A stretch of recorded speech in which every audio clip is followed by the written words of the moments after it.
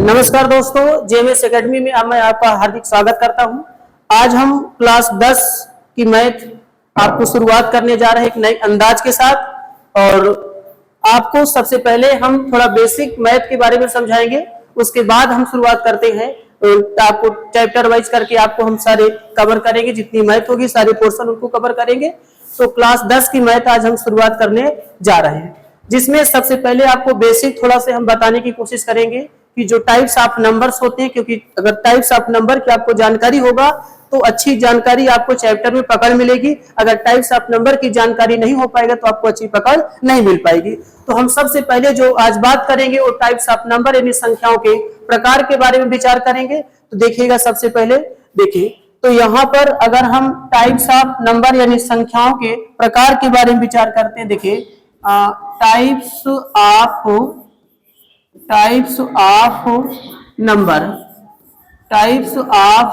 Number, ये आपका संख्याओं का प्रकार,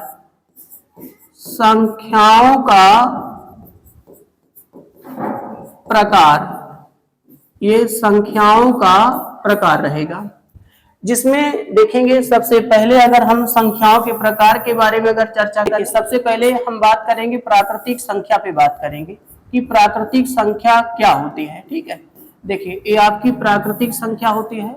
प्राकृतिक संख्या जिसको हम नेचुरल नंबर कहेंगे, ये आपकी नेचुरल नंबर होता है। ठीक है, ये आपकी प्राकृतिक संख्या। अभी प्राकृतिक संख्या जिन संख्याओं की हम गिनती कर सके या जिनको हम पढ़ सके वही हमारी क्या होती है, प्राकृतिक संख्या होती है। जैसे अगर हम एग्जाम्पल, जैसे कि अगर हम बात करें, आप जैसे 1 की बात करें, 2 की बात करें, 3 की बात करें, 4 है, 5 है, 6 है, डैश डैश डैश इन्फिनिटी तक आपका चला जाता है। तो ये सारी आपकी प्राकृतिक संख्याएं होती है जिनको हम गिन सके या जिनको हम पढ़ सके वही हमारी क्या होती है, प्राकृतिक संख्या होती है। जैसे 1 2 3 4 5 6 डैश डैश इन्फिनिटी तक आपका चला जाता है। अब इसमें अगर हम नोट की अगर बात करें तो आपको थोड़ा से आपको नोट बता देते हैं कि क्या रहेगा। तो सबसे पहला आपकी बात करें कि प्राकृतिक संख्या शून्य, प्राकृतिक संख्या में शून्य नहीं होता। ठीक है, तो यहाँ पर आपको लिख देते हैं कि प्राकृतिक संख्या में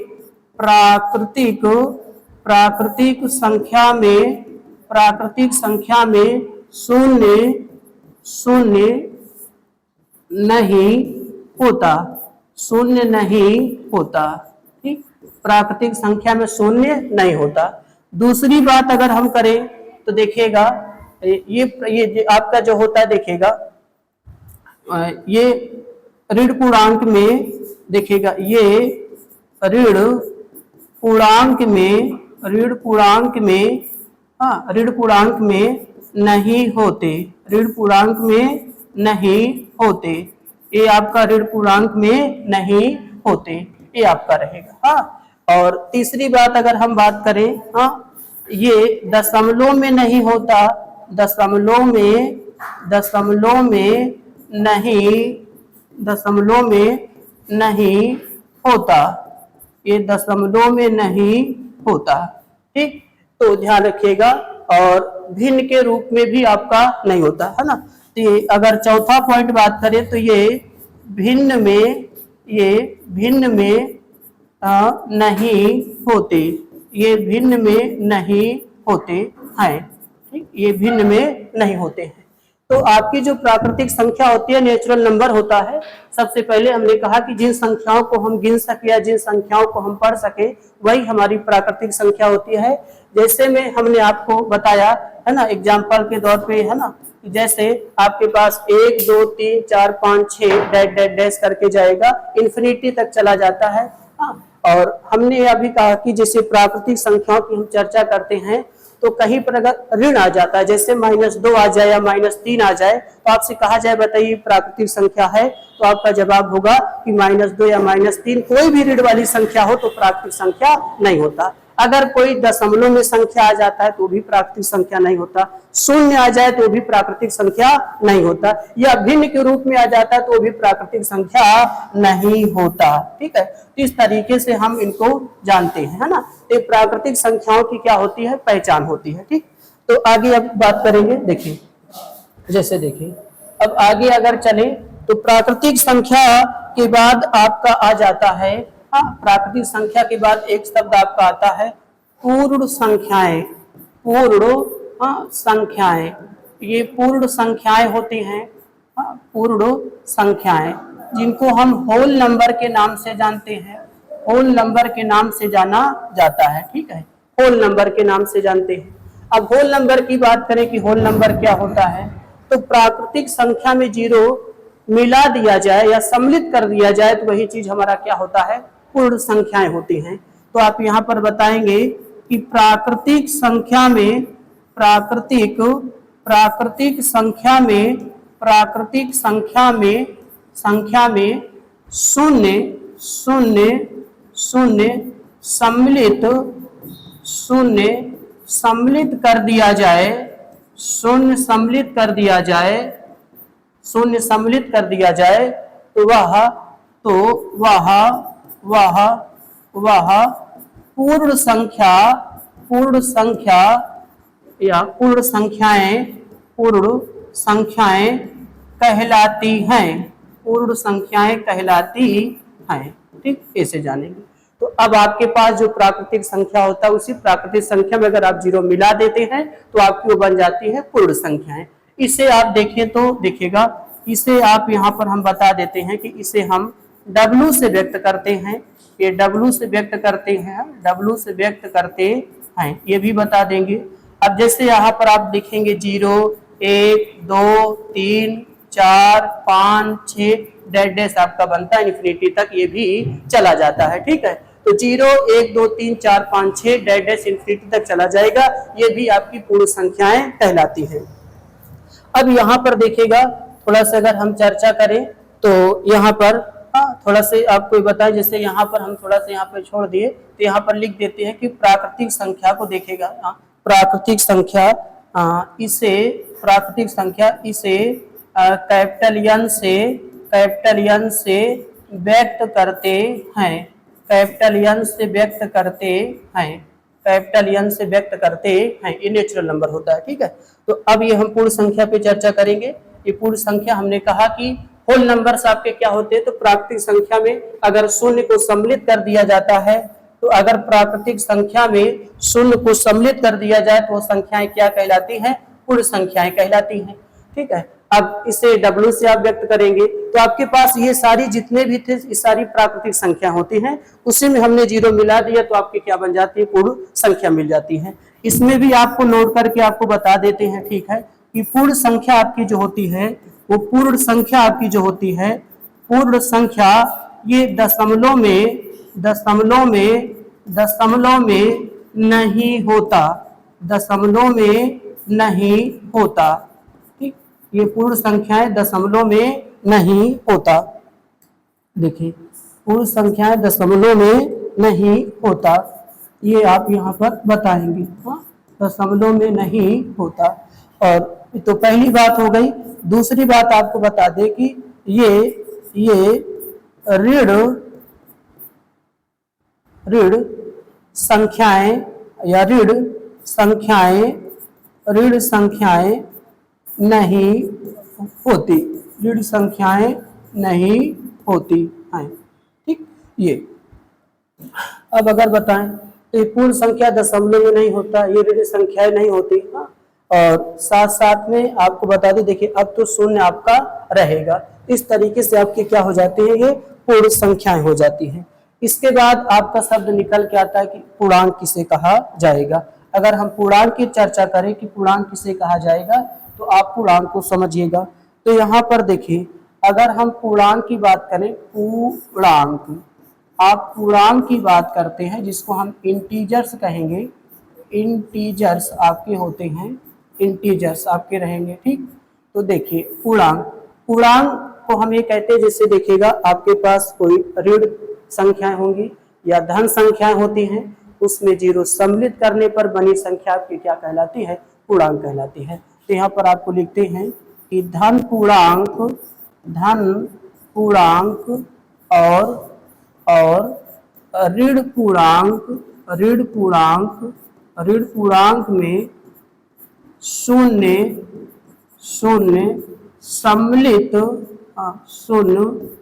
सम्मिलित सम्मिलित करने पर शून्य सम्मिलित करने पर बनी संख्या आपकी पूर्णांक कहलाती है। पूर्णांक कहलाती है। ये आपकी पूर्णांक हो जाती है, इनको हम पूर्णांक कहते हैं। ठीक, अब पूर्णांक को हम दो भाग में बांट देते हैं। ठीक, अब जैसे आपको यहाँ पर बताएं, माइनस इन्फिनिटी से हम चलेंगे डैश डैश डैश डैश, -4 ले लेते हैं, -3 ले लेते हैं, -2 और -1 और फिर आपका 0, फिर आपका 1, फिर 2, फिर 4, फिर आपका 5, फिर 6 डैश डैश आपका बनता चला जाता है। ठीक, ये आपका डैश डैश बनता चला जाएगा। तो यहाँ पर देखिए, ये आपका dash dash dash dash dash आपका बनता चला जाएगा। तो ये भी इन्फिनिटी तक आपका चला जाएगा और कहाँ तक जाएगा, प्लस इन्फिनिटी तक आपका चला जाता है। ठीक, अब यहाँ पर देखें, इधर वाला अगर शब्द को यहाँ तक देखा जाए तो ये चीज आपका ऋण पूर्णांक कहलाएगा। ये आपका ऋण पूर्णांक होता है। और इधर की बात करते हैं तो ये चीज आपका क्या कहलाएगा, धन पूर्णांक कहलाता है। ये आपका धन पूर्णांक कहलाता है। ठीक, ये आपका ऋण पूर्णांक और आपका क्या हो जाता है, धन पूर्णांक हो जाता है। अगर हम इंटीजर्स की बात करें कि सबसे पहले इंटीजर्स को लिखा किससे जाता है।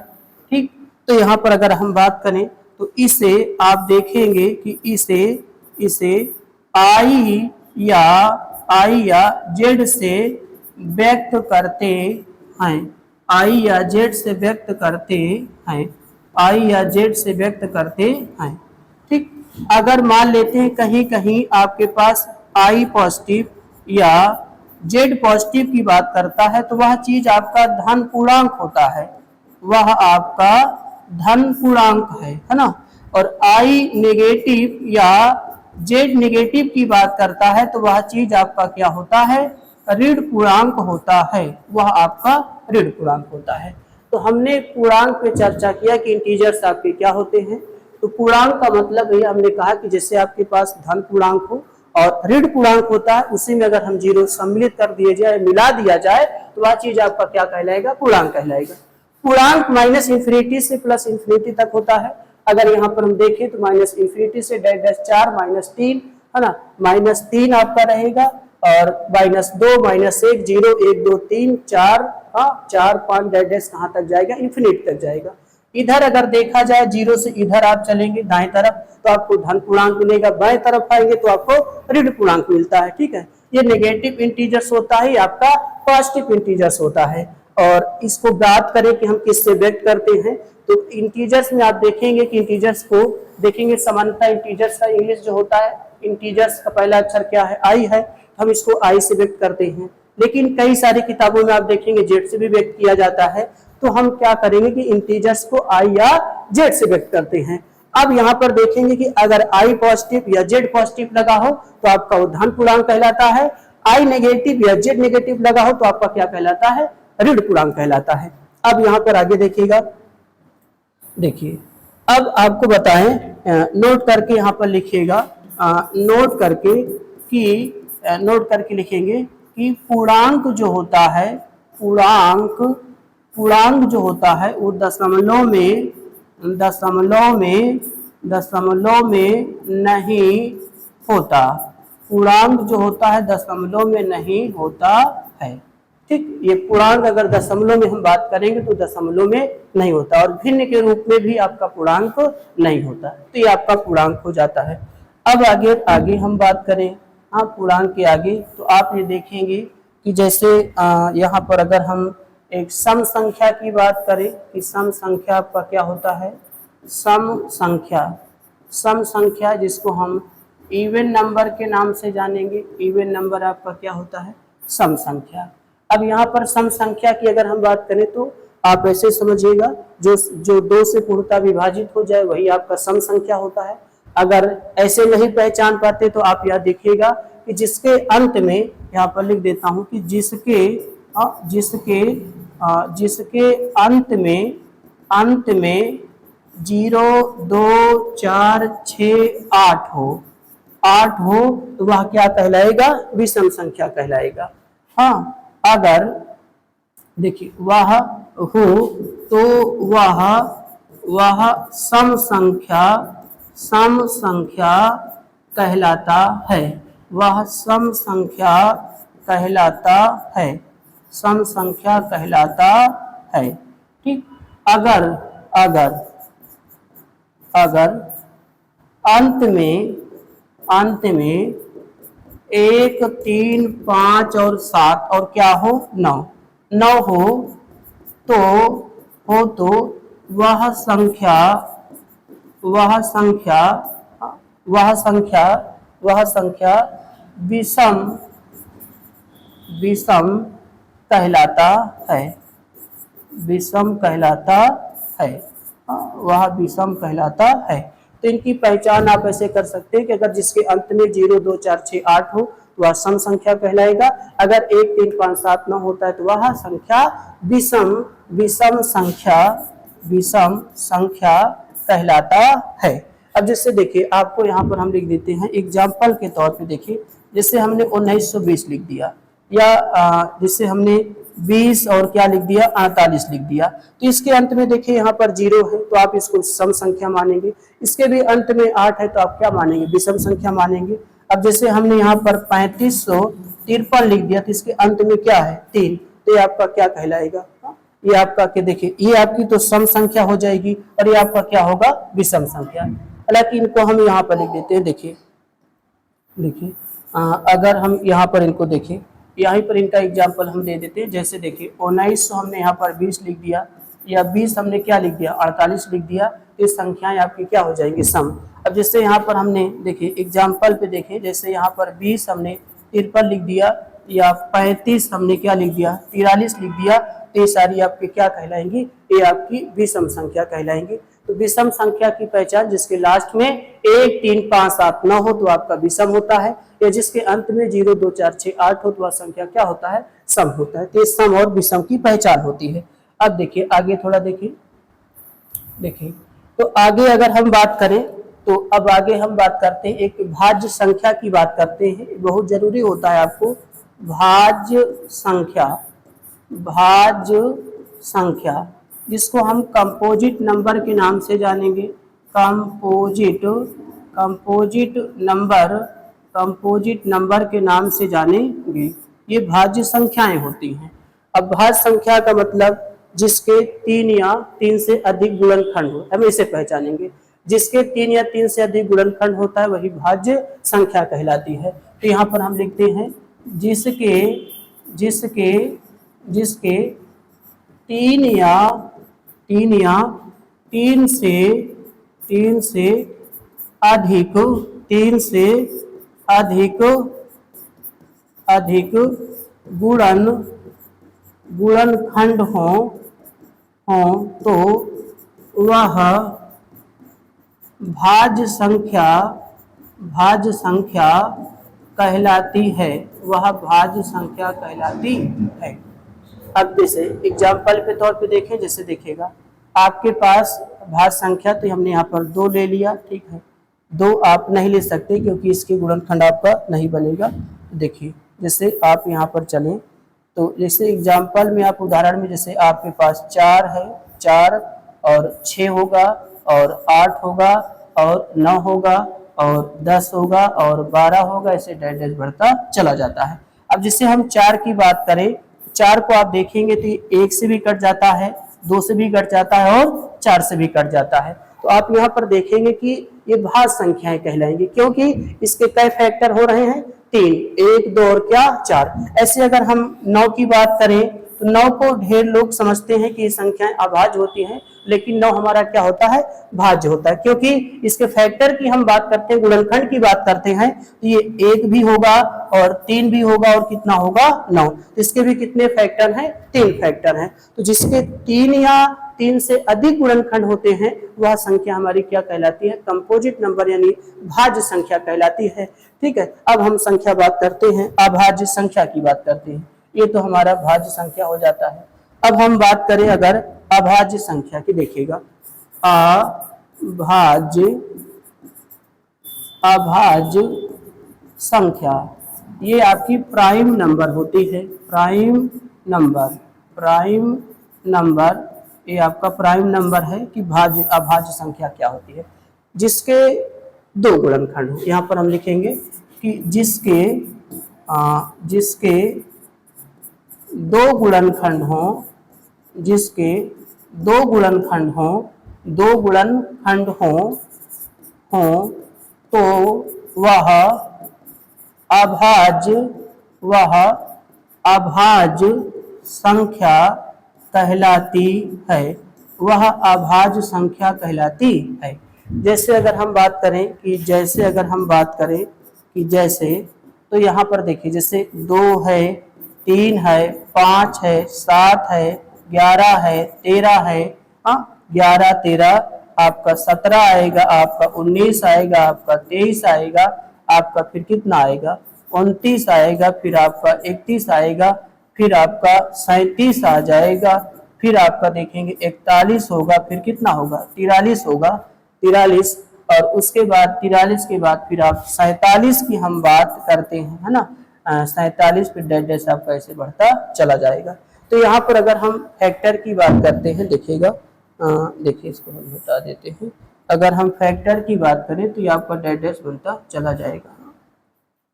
रुक जाओ भाई, देखिए ये आपका यहाँ पर देखिए ये डैश डैश डैश डैश आगे बढ़ता जाएगा। अगर हम जैसे 2 का फैक्टर करें तो सिर्फ ये 1 से कटेगा या तो 2 से कटेगा।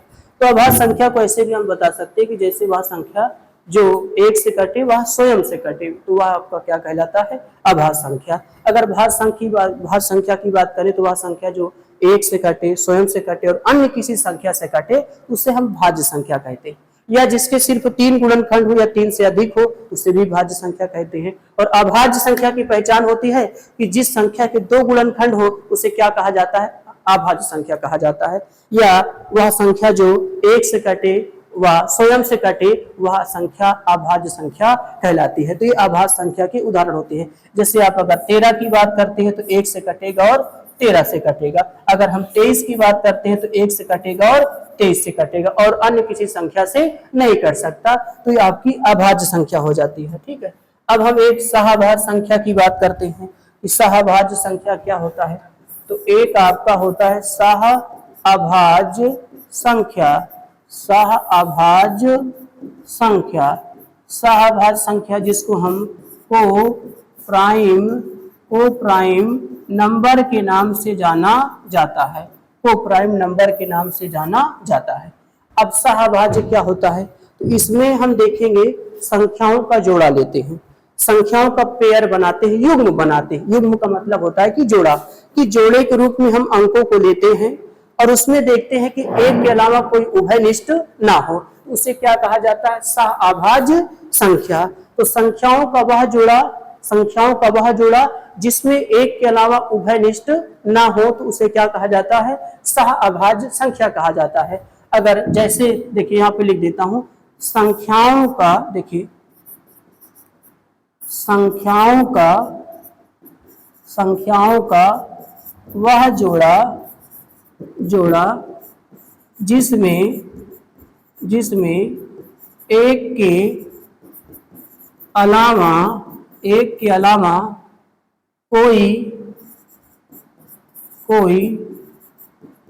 अलावा कोई अन्य संख्या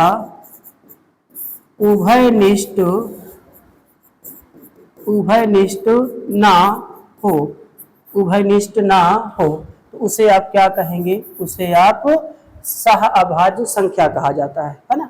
वह संख्याओं का वह जोड़ा जिसमें एक के अलावा कोई अन्य संख्या उभयनिष्ठ ना हो, तो वह सहअभाज्य संख्या कहलाता है। जैसे अगर हम आपको यहाँ पर बताएं, जैसे आपके पास अगर 3 कामा क्या हो 5 हो, ये हो जाएगा। एक 5 कामा मैंने क्या ले लिया, 13 ले लिया, ठीक है। एक 4 कामा क्या ले लिया, 7 ले लिया। एक हम 11 कामा क्या ले लेते हैं, 13 ले लेते हैं। एक 15 कामा क्या ले लेते हैं, 17 ले लेते हैं। हाँ, 15 कामा 17, ये 15 कामा कितना 17। तो यहाँ पर देखिए 15 कामा कितना 17, ये डैश आगे बढ़ता चला जाता है। ठीक है, इस तरीके से। तो इसमें आपने देखिए कि जो भी हमने अंक लिया है एक ब्रैकेट के रूप में लिखा है, छोटे ब्रैकेट के रूप में लिखा है, ये आपका पेयर के रूप में है। मैंने ये पेयर के रूप में मैंने समझाया कि पेयर होता है जिसे वो जोड़ा कहा जाता है। तो जोड़ा के रूप में लिखा होता है शाहबाज संख्या।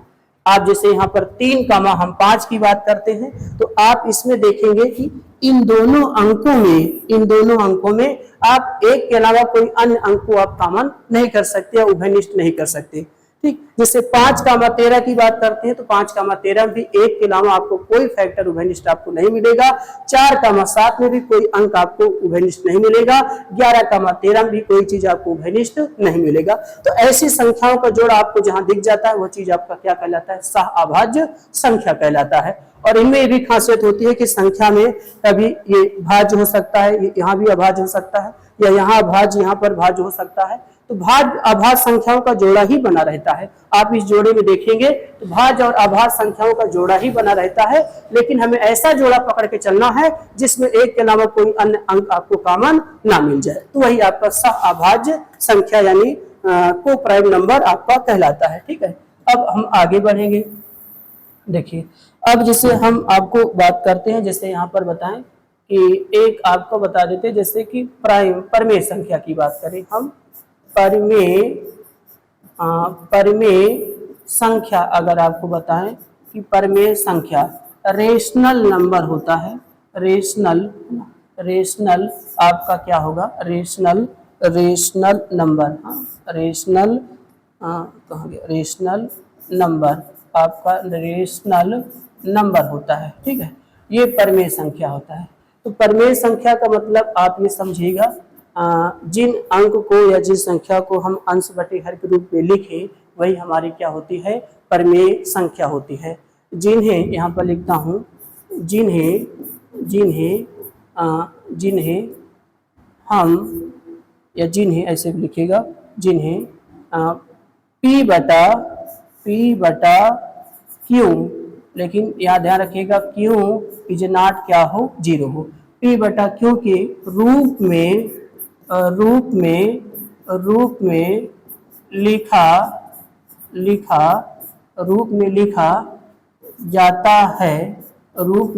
जाता है, तो उसे हम क्या कहेंगे? परमेय संख्या कहेंगे। ठीक है, जिन्हें हम या अंश बटे हर के रूप में लिख सकें वही हमारी परमेय संख्या होती है। लेकिन परमेय संख्या में ध्यान रहे कि यहाँ पर हर जो है वो 0 के बराबर नहीं होना चाहिए, क्योंकि अगर जैसे देखिए आपको बताते हैं, जैसे हमने ऊपर 2 लिखा और नीचे क्या लिख दिया? 0। अब 0 से इसको भाग करेंगे तो ये चीज क्या आ जाएगा? अनंत आ जाएगा। तो ये परमेय संख्या के अंतर्गत आपका नहीं रहेगा, अनडिफाइंड हो जाएगा। इस वजह से हम इनको आप परमेय संख्या नहीं कह सकते। ठीक, तो परमेय संख्या देखिएगा, आप ये बताइएगा कि हाँ ऊपर 0 हो जाए और नीचे कोई अंक रहे, भाग करते हैं तो हमारा क्या आता है? 0 आता है। तो इस दौरान में ये हमारी परमेय संख्या हो सकती है, लेकिन ये परमेय संख्या नहीं हो सकती। तो परमेय संख्या में एक भी चीज बात याद रखिएगा कि आपका हर में कभी 0 ना हो। अंश में रहेगा वो चल जाएगा, लेकिन हर में 0 नहीं होना चाहिए। ठीक है, हर में 0 रहेगा तो भाग करने पे अनंत आ जाता है। अगर आप अंश में 0 रखेंगे, नीचे कोई संख्या रहती है, कोई अंक रहता है और आप भाग करते हैं तो चीज आपका क्या आ जाता है? 0 आ जाता है। तो ये परमेय संख्या माना जाता है। ठीक है, तो देखिएगा अब आपको यहाँ पर हम उदाहरण बताते हैं, है ना। जैसे में देखिएगा, जैसे देखिए जैसे में अगर हम बात करें कि जैसे में आप यहाँ पर 1 ले लें, 2 ले लें, 3 ले लें, 5 ले लें, हाँ आपका डैश डैश बढ़ता चला जाएगा। यहाँ पर हम आपको 22/7 भी बताते हैं। हाँ, जैसे -2 बटा हमने 3 भी लिख दिया, या 5 बटे मैंने 4 भी लिख दिया, या आप -8 बटे कितना 3 भी लिख दिया। हाँ, तो ऐसे ये भी संख्याएं बढ़ती चली जाएंगी। हाँ, बढ़ती चली जाएंगी। और आप ये भी ले सकते हैं, जैसे आप 2.333333, या इनको ऐसे पकड़िए। जैसे देखिए आप देखिए जैसे 0.33333333 डैश डैश डैश बढ़ता जाएगा, या आप ऐसे देखिए 0.4444 डैश डैश डैश डैश करके बढ़ता चला जाएगा। तो अगर ऐसी संख्याएं आपको मिलती हैं जो रिपीट हो, संख्याएं रिपीटेड संख्याएं होती हैं, वह भी आपका परमेय संख्या कहलाता है। तो परिमेय संख्या में हमने रेशनल नंबर की बात की। हमने कहा कि जिन संख्याओं को हम अंश बटे हर के रूप में लिख सके या जिन्हें p बटा q के रूप में लिखा जा सके, लेकिन ध्यान रखिएगा कि हर में कभी जीरो ना हो। अंश में रहेगा चलेगा लेकिन हर में जीरो ना हो। तो यहाँ पर हम जीरो भी लिख देते हैं। जीरो भी एक परिमेय संख्या होती है, ठीक है, ये परिमेय संख्या जीरो भी होती है। तो जैसे हमने अब 1, 2, 3 और 5 लिखा, तो आप कहेंगे इसमें कोई अंश बटे हर है तो नहीं, तो आप बटे में यहाँ पर क्या मान सकते हैं, सबके बटे में आप 1 मान सकते हैं, तो वो चीज आपका अंश बटे हर बन जाएगा। यहाँ पर 22/7 भी एक परिमेय संख्या है। अब आपके मन में आएगा कि भैया अगर हम पाई की वैल्यू देखें तो पाई का मान ही 22 बटे क्या होता है, 7 होता है। तो अब पाई को हम अपरिमेय में रखेंगे और 22/7 को परिमेय में रखेंगे, तो दोनों में फर्क होता है, ठीक है। अगर आप 22/7 को भाग करेंगे तो दशमलव के बाद कुछ अंकों के बाद जब आएगा तो वह रिपीट होने लगता है।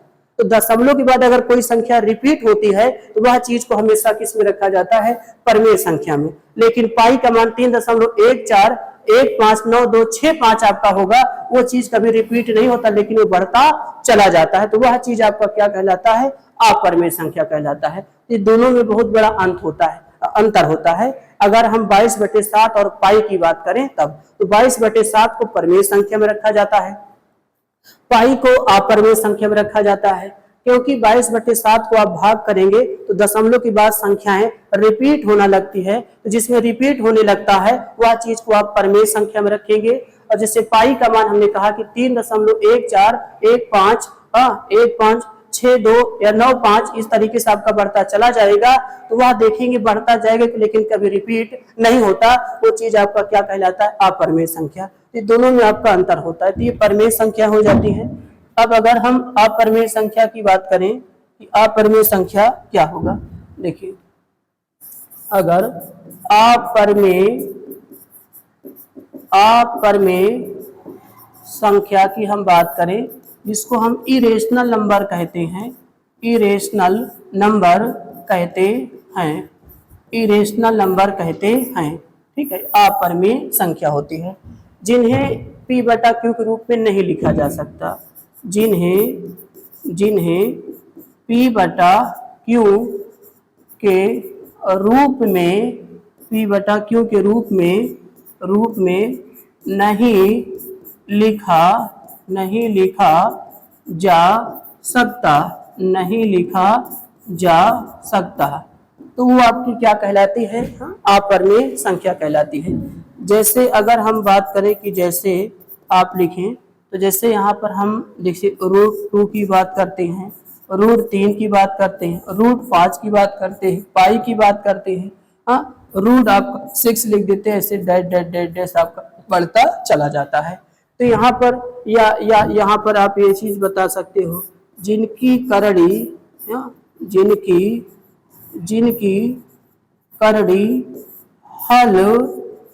हल नहीं किया जा सकता, वो आपका क्या कहलाता है, वो आपका अपरिमेय संख्या कहलाता है, ठीक। जैसे √2, तो √2 को अगर आपको कहा जाए कि आप आसानी तरीके से हल करिए तो आप √2 को नहीं हल कर पाएंगे। √3 की बात करें तो नहीं हल कर पाएंगे, √5 की बात करें नहीं हल कर पाएंगे।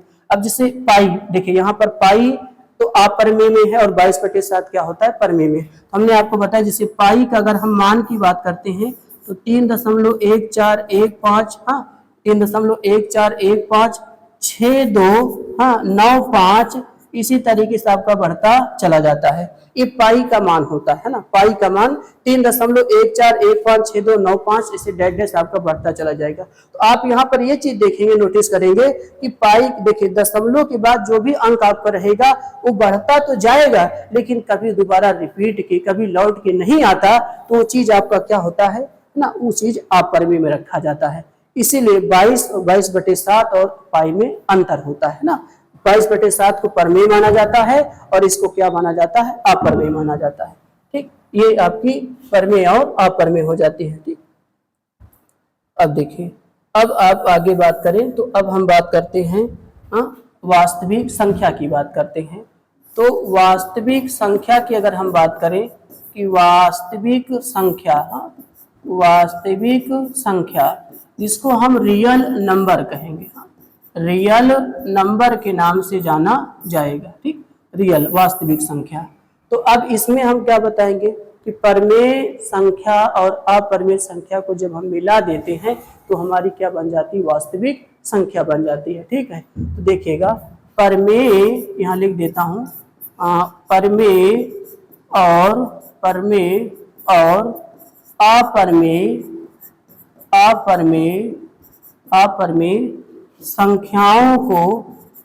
अपरमेय संख्याओं को मिला दिया जाता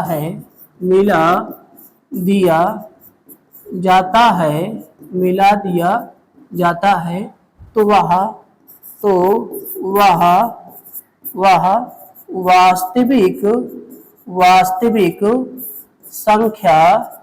वास्तविक संख्या कहलाती है। वास्तविक संख्या कहलाती है। ठीक, वास्तविक संख्या कहलाती है। वास्तविक संख्या कहलाती है। ठीक, तो ये आपकी हो जाती है क्या, वास्तविक संख्या। वास्तविक संख्या एक रियल नंबर होता है। ठीक है, अब यहाँ पर देखिए हम जैसे की बात करते हैं कि जैसे में आपका क्या रहेगा, तो यहाँ पर आपको बताते हैं माइनस अनंत से आप जब चलेंगे तो आपको यहाँ पर डैश डैश डैश -5 है, -4 है, -3 है, -2 है, -1 है, 0 है, 1 है, 2 है, 3 है, 4 है, डैश डैश डैश डैश आपको कहाँ तक मिलेगा, इन्फिनिटी तक मिलेगा। तो माइनस इन्फिनिटी से प्लस इन्फिनिटी तक चलेंगे तो ये आपकी सारी संख्या क्या होती है, वास्तविक संख्याएं होती हैं। अब आप कहेंगे कि आपने पूर्णांक में भी यही चीज बताया कि माइनस इन्फिनिटी से प्लस इन्फिनिटी तक होता है, लेकिन देखिए जो आपका पूर्णांक होता है वो दशमलव में नहीं होता।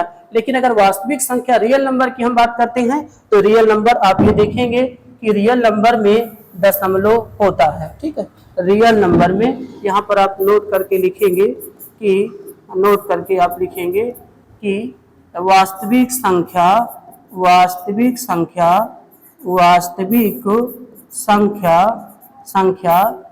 दशमलव में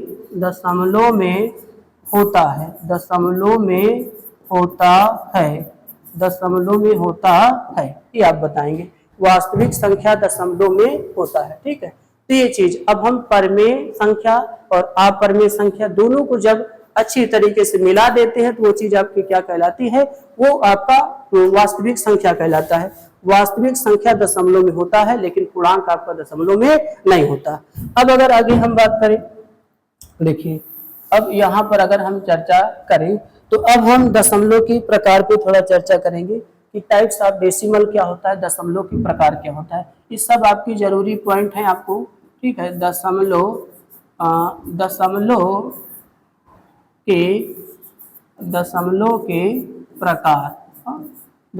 के प्रकार, ये आपका टाइप्स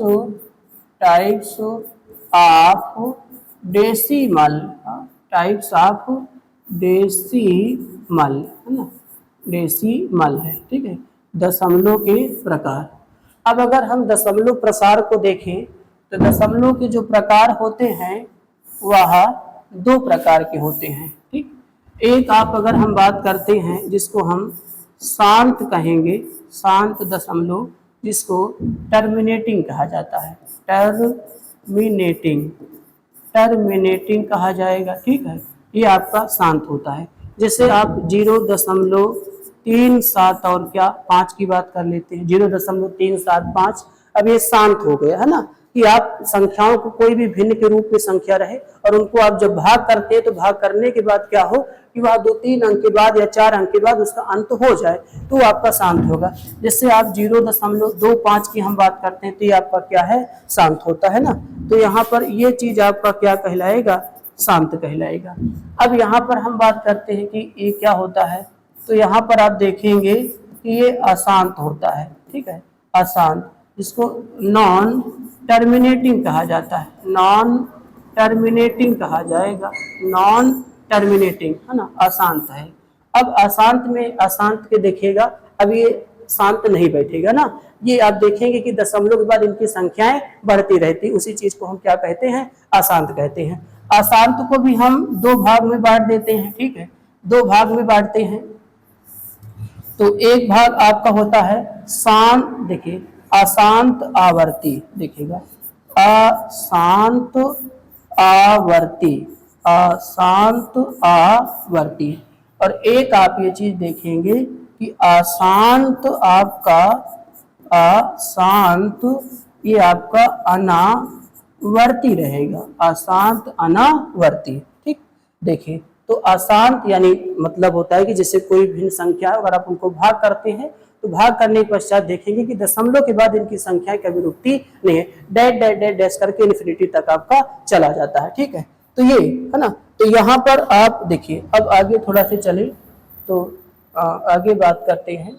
देखिए तो यहाँ पर देखिए अशांत आवर्ती को हम नॉन टर्मिनेटिंग, देखिएगा non terminating, non terminating, non terminating है ना, नॉन टर्मिनेटिंग रिपीटिंग, इसको आप क्या कहेंगे, रिपीटिंग है ना, रिपीटिंग, ये आपका रिपीट हो जाएगा। ठीक, लेकिन यहाँ पर आप देखेंगे non terminating, non terminating, terminating, non terminating, ठीक, नॉन टर्मिनेटिंग, देखिए terminating, non terminating, non repeating, non repeating, repeating, ये आपका बन जाएगा।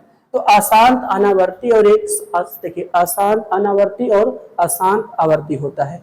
तो यहाँ पर अशांत को दो भाग में मैंने बांटा, एक अशांत आवर्ती होता है, एक अशांत अनावर्ती होता है। अब हम अशांत आवर्ती की बात करें, जैसे देखिएगा आपको एग्जांपल की बात करें तो इसमें क्या होता है, जैसे देखिए 17 बटे आपका क्या है 6 है, 17 बटे 6 को जब आप भाग करेंगे 2.833333 ऐसे डैश डैश डैश डैश बढ़ता चला जाता है। तो इसी चीज को आप देखेंगे कि हम इसको 2.8 और 3 पे क्या लगा देते हैं, बार। तो अगर कोई चीज नहीं थमता उसको थामने के लिए आप क्या करें, उसके ऊपर क्या लगा देते हैं, बार लगा देते हैं। ठीक है, अब जैसे देखिएगा, और अगर यहाँ पर बात करें, देखिए देखिए देखिए अब यहाँ पर आप एक और ले, जैसे देखेंगे कि 0 कितना 3 और 3 बढ़ता आपका चला जाता है। तो इसको हम 0.3 पे क्या लगा देते हैं, बार लगा देते हैं। ठीक, अब यहाँ पर देखिए, आप ये देखिए कि ये तो ठीक है, पहला देखिए पहला एग्जाम्पल हो गया, ये आपका दूसरा हो गया। और तीसरा अगर हम 22/7 की बात करते हैं तो 22/7 में अगर देखेगा कि अगर आप 22 में आप 7 से डिवाइड करते हैं तो देखिए 7 त्रिक कितना होता है 21 है ना, 7 त्रिक कितना होगा 21 हो जाता है, 7 त्रिक 21 कितना बचेगा, 1 दशमलव बढ़ाए कितना बढ़ा 0। अब 7 एक कम कितना होगा 7, तो हमारे पास कितना आया 3 बचा, अभी यहाँ पर 0, तो 7 चौक कितना होता है 28, तो यहाँ पर 28 आपके पास कितना बचा 2 बचा। तो अब आप देखेंगे शून्य बढ़ाएंगे तो 7 दूनी कितना 14, 14 कितना बचा 6 बचा, 0 बढ़ाए 7 8 कितना 56, 56 कितना बचा 40, ये 40, 7 बचे कितना 35, आपका 35 बचेगा। ठीक है, 7 बचे 35, अगर 7 बचे 35 तो यहाँ पर देखिए तो आपका कितना बचा 5। अब यहाँ पर देखेंगे 5 आएगा तो 50, तो 7 7 कितना 49 होता है। ठीक है, अब आपके पास 1 बचा 10, तो फिर से देखेंगे 7 एक कम कितना होगा 7 हो जाता है, 7 एक कम 7 एक कम कितना 7, 7 एक कम 7, 7 एक कम कितना होगा 7, फिर से कितना आएगा 3, कितना बचेगा 3 बचेगा, फिर 30, फिर कितना आ जाएगा 28। इसी तरीके से संख्याएं आपकी बढ़ने लगती है। ठीक है, तो यहाँ पर देखिए हाँ देखिए, तो आपने देखा कि इनको जब भाग किया जाता है तो देखा कि आपने 1 4 2 8 5 7 के बाद फिर वही संख्या रिपीट होने लगती है। तो इसको हम क्या करते हैं, इसको आप अगर देखें तो हम क्या करते हैं, इसको 3.14 और 5 और कितना 7 के ऊपर हम क्या लगा देते हैं बार। तो ये चीज आपका क्या कहलाता है, अशांत आवर्ती कहलाता है। ठीक है, अशांत आवर्ती। और यहाँ पर अशांत और अनावर्ती की हम बात करते हैं तो इसमें आप जैसे देखिएगा आप अगर पाई की बात करें तो पाई को आप रखिए 3.1415 629 और कितना 5, आपका ऐसे डैश डैश बढ़ता चला जाएगा।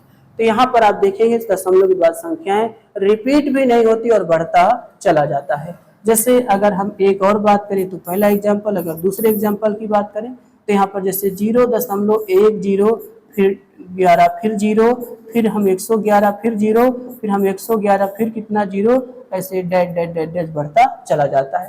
तो ऐसी संख्याओं को हम क्या कहते हैं, अशांत अनावर्ती कहा जाता है। ठीक है, तो यहाँ पर आपने देखा कि अगर हम शांत की बात करते हैं तो आपने देखा कि शांत का मतलब होता है कि जो भाग किया जाए तो 2-3 अंक के बाद 4 अंक के बाद उसका एक लिमिट होता है, रुक जाता है। लेकिन अशांत की बात करते हैं, नॉन टर्मिनेटिंग की बात करते हैं तो रुकता नहीं है, बढ़ता चला जाता है।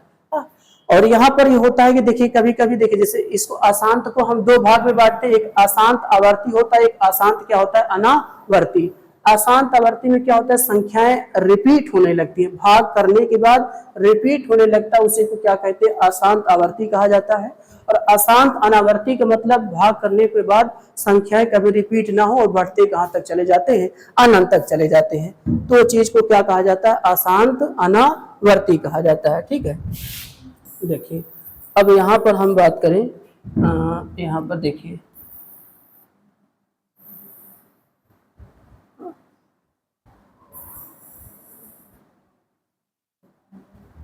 इसको हम हटा देते हैं। देखिए अब यहाँ पर देखिएगा कि ये आपका जो है इसी के अंतर्गत इसको आप क्या कहेंगे, परमेय कहा जाता है, परमेय संख्याएं कहेंगे इसको आप। ठीक है, ये परमेय संख्याएं हो जाएंगी और इसके अंतर्गत आपका जो बनेगा वो क्या बनेगा, अपरमेय संख्याएं, अपरमेय संख्याएं, इसको हम अपरमेय संख्या। और इन दोनों को जब मिला दिया जाता है हमारा क्या बन जाता है, वास्तविक संख्या बनता है। तो ये वास्तविक संख्या यहाँ से हमें प्राप्त हो जाता है, वास्तविक संख्याएं प्राप्त हो जाता है। ठीक है, और आप एक चीज देखिएगा कि जो शांत वाला हिस्सा है, ठीक है, जो शांत की बात करें तो यहाँ से देखिएगा, अगर शांत की हम बात करते हैं, देखिए तो शांत वाला जो चीज आप, जो शांत वाला, देखिए अगर हम शांत की बात करते हैं, देखिएगा तो यहाँ पर अगर हम शांत की बात करें, देखिए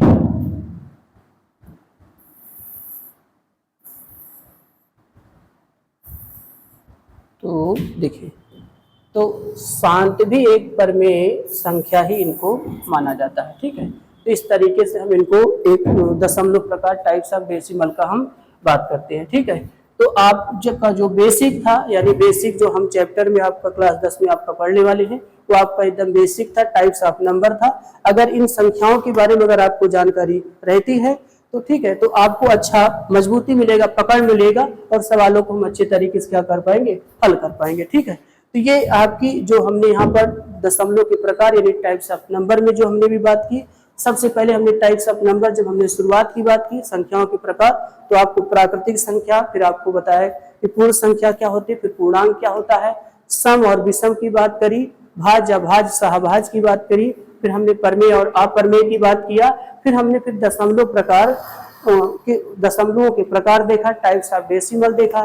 ठीक है, टाइप्स ऑफ डेसिमल देखा। फिर टाइप ऑफ डेसिमल को जब हमने बांटा तो दो प्रकार का बटा, एक शांत, दूसरा क्या होता है, अशांत होता है। ठीक है, उसके बाद हमने शांत को देखा कि भाग करने के बाद कुछ अंकों के बाद वो रुक जाता है, और अशांत का मतलब क्या होता है कि आप भाग करेंगे तो रुकता नहीं है। उसको दो भाग में बांटा, अशांत आवर्ती और अशांत अनावर्ती में मैंने बांटा। जब अशांत आवर्ती की बात करो तो उसमें भाग किया तो संख्या रिपीट होने लगती हैं, और अशांत अनावर्ती की बात करें तो उसमें भाग करेंगे तो संख्या रिपीट नहीं होती। ठीक है, तो आज हम बस इतने तक करेंगे क्लास। ठीक है, फिर उसके बाद हम आपको अगले पार्ट में आपको जो चैप्टर होगा, चैप्टर से हम शुरुआत करेंगे। फर्स्ट पार्ट आपका होगा चैप्टर का जो पहला प्रश्नावली, वहां से एकदम बेसिक से आपको शुरुआत करेंगे। ठीक है, तो हम मिलते हैं अगले क्लास में। जय हिंद, जय भारत।